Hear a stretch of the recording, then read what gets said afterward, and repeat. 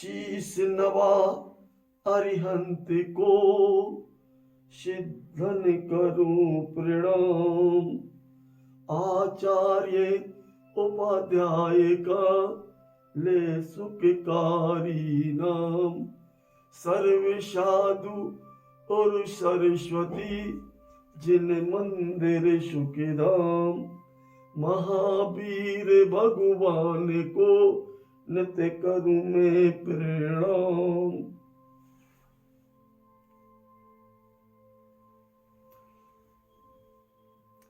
जब पैदा हुआ था तब था नंगा, और जब यहां से जाएगा तब भी रहेगा नंगा। अब तो समझ जा बंदे,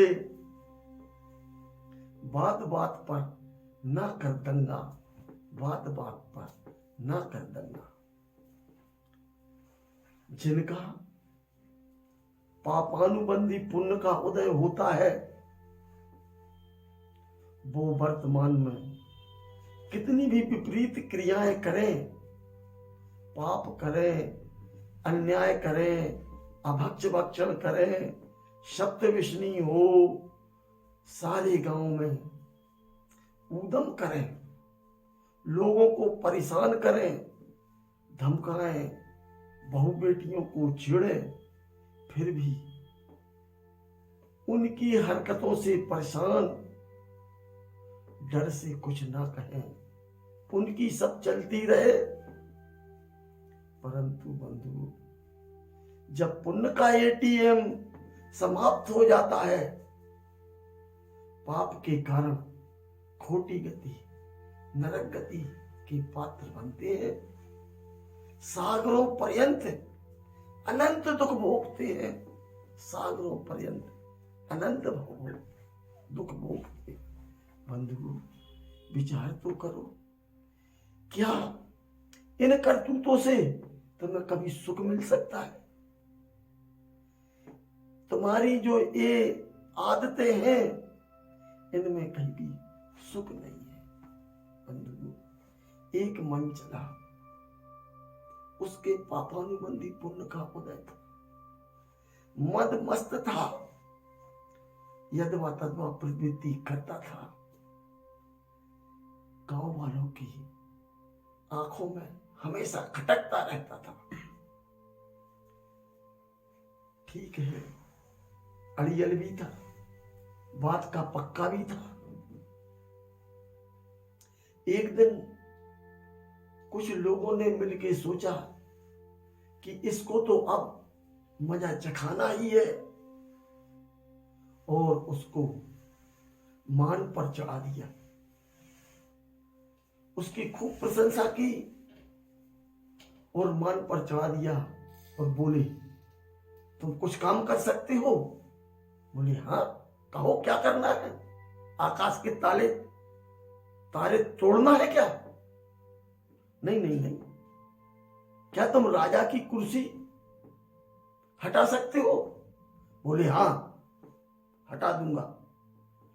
ठंड का मौसम था, राजा प्रतिदिन धूप में बैठता था।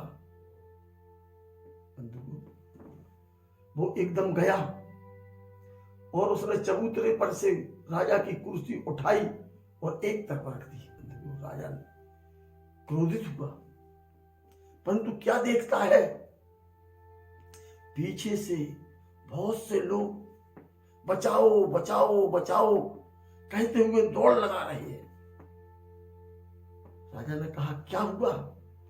बोले, एक सांड जो पागल हो गया है वो इस गली में लोगों को मारता हुआ दौड़ता हुआ आ रहा है। लोग आगे बढ़ गए।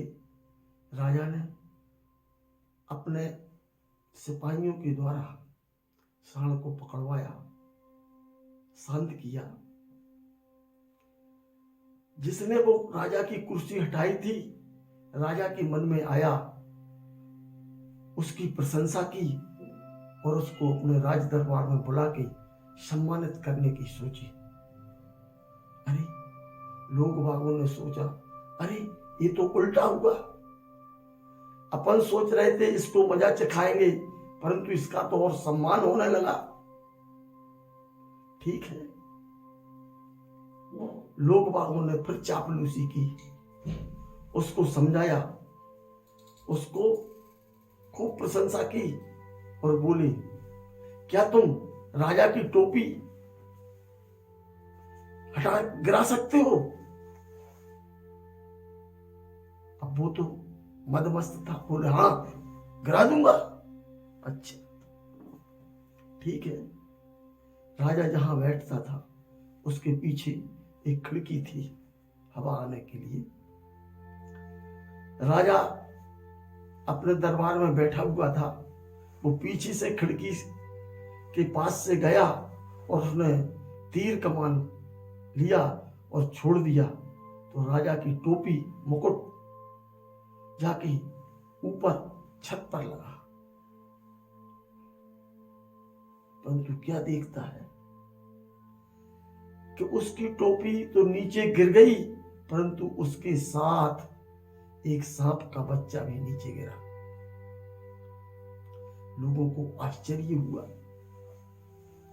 राजा ने पुनः उसको सम्मानित किया कि अरे तूने एक बार मेरी जान बचाई, दूसरी बार बचाई। वो खुश हो गया।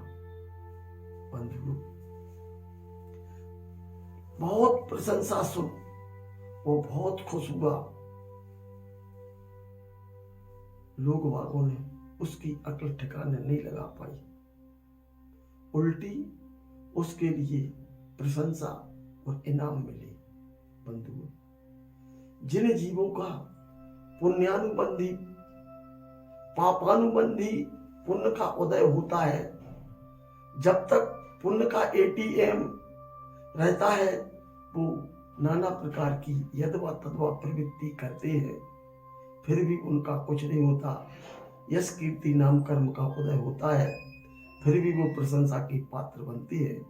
परंतु उनके खोटे कामों से जो पाप का आश्रय होता है, तो वो पुण्य शीघ्र ही समाप्त हो जाता है और फिर उनको नाना प्रकार के दुख उठाना पड़ते हैं, खोटी गतियों में जाकर के, और लंबे समय तक सागरों पर्यंत ऐसे दुखों को भोगना पड़ता है।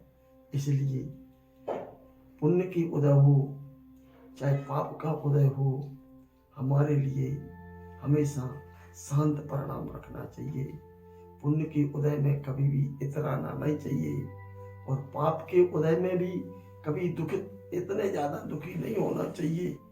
समय आने पर सब ठीक हो जाता है, क्योंकि रात के बाद दिन भी आता है और दिन के बाद रात भी आती है। ऐसा इस संसार के संयोग और वियोग है। ऐसा जान करके कभी भी हमें अपने भावों को शांत रखना चाहिए, पापों से बचना चाहिए, सप्त विषयों से बचना चाहिए, और हमेशा सद गुणों को ग्रहण करना चाहिए। इसी भावनाओं के साथ बोलिए महावीर भगवान की जय, पंच परमेष्ठी भगवान की जय।